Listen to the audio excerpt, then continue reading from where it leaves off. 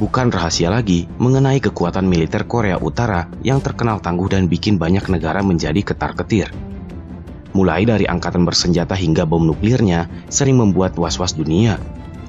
Apalagi jika kita melihat sang pemimpin agungnya yang berani dan tegas, jangankan tetangganya Korea Selatan, sekelas Amerika saja kalau mencoba mengganggu kedaulatan bakal dilawan.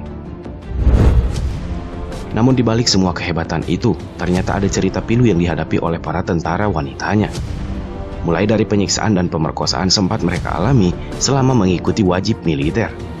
Bahkan saking tidak kuatnya, banyak dari mereka yang berani melarikan diri. Berikut ini adalah fakta-fakta mengenai tentara militer wanita Korea Utara.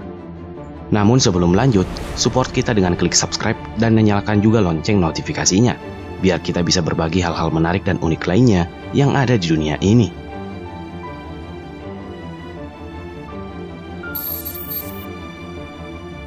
Menurut Lee So-hyun, seorang mantan prajurit Korea Utara yang berhasil kabur, mengungkapkan betapa menyedihkannya kondisi di barak wanita. Ternyata sebagai tempat khusus bagi para kaum hawa, keadaan di sana tak ubahnya seperti barak bagi para pria, bahkan lebih jorok. Kebersihan sangat tidak dijaga. Bahkan tak jarang kodok dan ular ditemukan tersangkut di pipa air saking kotornya.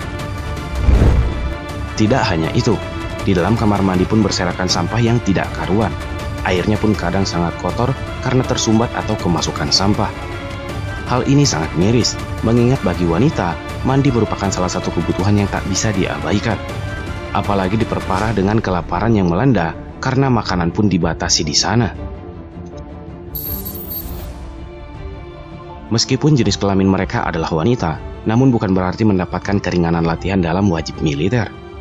Ternyata mereka diperlakukan hampir sama dengan para prajurit pria, baik porsi latihan dan lain-lain.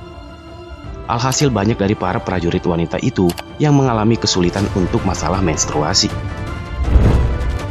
Memang pihak militer di sana menyediakan peralatan buat prajurit yang mengalami menstruasi, namun hanya sekedar kain berwarna putih sebagai ganti dari pembalut. Hingga akhirnya, pemerintah Korea Utara mendistribusikan pembalut buatan dalam negeri bagi para tentara wanita di sana. Menurut Lee So-hyun, masalah terbesar yang dihadapi oleh para tentara wanita itu adalah pelecehan yang bisa saja terjadi. Menurut beberapa tentara yang berhasil lolos dan melarikan diri, mengaku sempat dibawa ke tempat khusus, kemudian mereka dilucuti pakaiannya dengan dalih pemeriksaan kesehatan. Terkadang ada saja pihak atasan atau tentara laki-laki yang memanfaatkan kesempatan dalam kesempitan. Tidak hanya itu, Lee So-hyun juga mengungkapkan adanya pemerkosaan yang terjadi di beberapa barak. Hal ini pastinya sangat bertentangan dengan undang-undang di sana yang memasukkan kasus pelecehan seksual sebagai tindak pidana yang berat. Namun kebanyakan tentara ternyata diam dan pasang sikap acuh tak acuh atas kejadian tersebut karena mereka masih terbawa sikap patriark di Korea Utara.